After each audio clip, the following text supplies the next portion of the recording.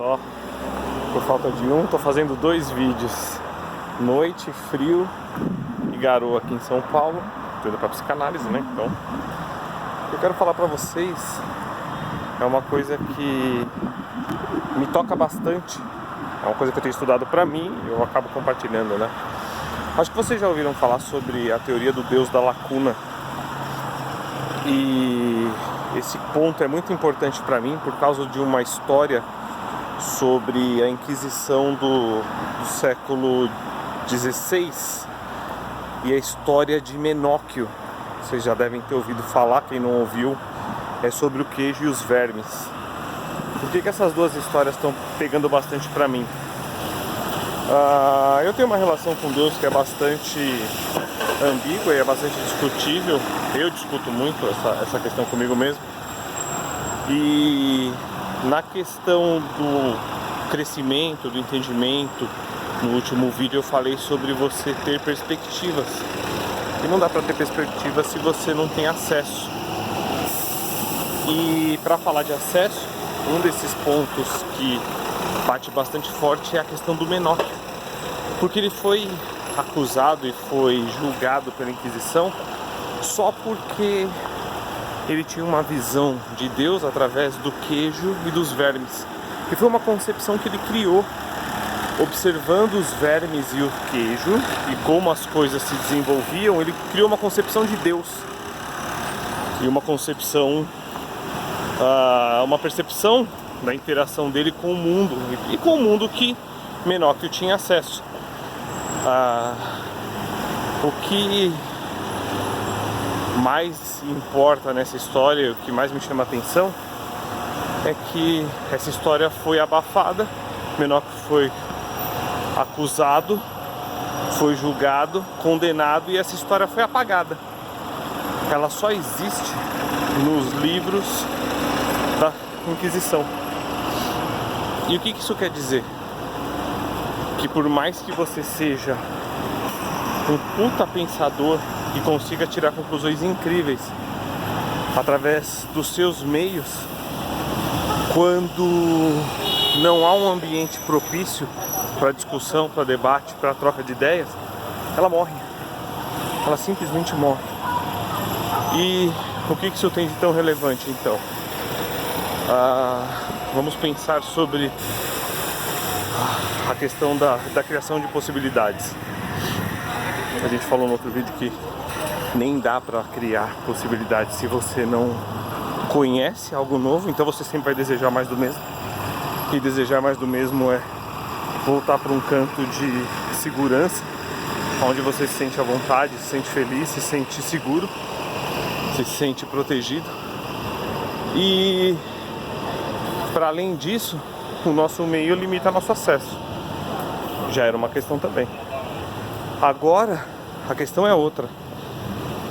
Se você tem algo que vai para além, isso precisa ser reconhecido, ser discutido, para saber se é alguma coisa ou se não é. Mas se quem detém essa informação, ou quem detém o caminho, bloqueia o caminho, você simplesmente não vai para lugar nenhum, mesmo se a sua teoria for a teoria brilhante, numa análise através de vermes e queijos. Então, esse ponto começa a chamar atenção na justa medida em que corpos científicos servem para isso. No final, a ideia é: para que serve um corpo científico? Para que serve a troca de informações? Vamos pensar o seguinte: existem arqueólogos. Arqueólogos fazem escavação, encontram alguns pertences, não sabem do que é e não fazem ideia de como funcionam. E eles estudam, até que chega, por exemplo, um engenheiro, ou um físico, ou um matemático, e olha aquilo e fala: peraí, isso aqui é um mecanismo. Nós temos na nossa tecnologia algo similar, isso parece rudimentar, mas... E através dessa troca entre ciências diferentes, entre conhecimentos diferentes, você pode criar uma conclusão, ou pode criar uma aprendizagem diferenciada. Então, a troca é necessária. E aonde entra a Santa Inquisição nisso? Quem detém o mecanismo da troca, quem detém o conhecimento sobre o que pode ser trocado, pode determinar o que é falado ou não, o que é discutido ou não. Então você pode transformar uma mentira em verdade, você pode transformar uma verdade em mentira, se você for detentor dessa estrutura. E aonde entra o Deus da lacuna nisso? Bom, para tudo aquilo que a gente normalmente não sabe como funciona ou o que é, os antigos fizeram isso e nós fazemos muito ainda hoje, nós atribuímos a isso a Deus. É Deus. Não sei o que é Deus. E quando eu sei o que é ou como funciona, não deixa de ser Deus. Para quem tem sua fé, continua sendo Deus. Mas eu entendo o funcionamento, o mecanismo dessa estrutura, como isso tudo funciona. E se eu não tenho acesso e não consigo saber? Eu continuo na ignorância, ignorando que aquele fato tem um funcionamento por trás dele, ignorando que há outras leituras, outras formas de interpretar. Por que forma de interpretar é interessante? É só a gente pensar nas artes. Teatro, cinema, livros. Você não leria sobre Harry Potter se não houvesse um estudo sobre as bruxas e um mito sobre a magia. Você não leria sobre Star Wars se não tivesse a jornada do herói para criar uma saga e outras sagas. Em tantos outros contos que nós usamos para nós, não é uma coisa específica. Mas também tem a questão, por exemplo, da ficção científica, que isso vai bater sim e vai mexer. O que era trabalhado em Star Trek sobre transporte, hoje é possível e é considerado um desenvolvimento real, mas foi vislumbrado e foi imaginado lá atrás. E se ninguém pudesse produzir, se ninguém pudesse contar essa história, nós não saberíamos. Então é isso. Às vezes a gente está limitado pelo nosso meio. O nosso meio às vezes nos limita. O meio da Inquisição limitou muita gente.